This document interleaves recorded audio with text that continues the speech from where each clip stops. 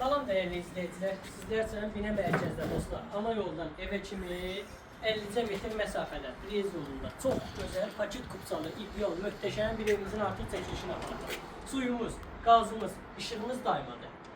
Real alıcı için de süper indirim olacak. 2 cür satılır dostlar. Eşyalı ve eşyasız. Eşyalının kıymeti 120 min, eşyasının kıymeti 110 min.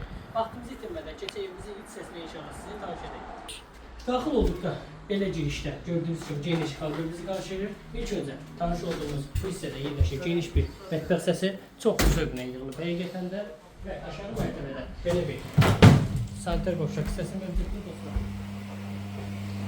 Və sonda isə belə bir geniş zalımız mövcuddur. Abonelər zövqlə vurulub həqiqətən də orta beton kəmərdən ibarətdir və keçirik ikinci mərtəbədə inşallah sizi tanış etməyə.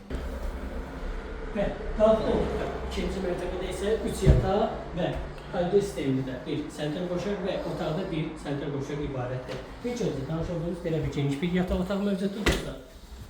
Və bu hissədə yerləşir sentral qoşaq hissəsi. Evet dostlar, bu hissədə yerləşir geniş bir yataq otağı.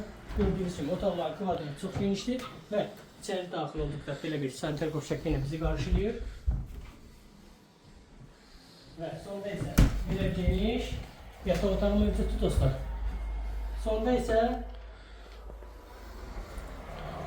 belə bir balkon bizi qarşılayır. Çox möhtəşəm bir evdir. Marşrut buradan keçir, ana yoldan da evə kimi 50 metr məsafədədir. Tələsin, paket kupçalı ev istəyənlərin nəzərinə zəng edin. Bu evdən bir dənədir, qalmayacaq.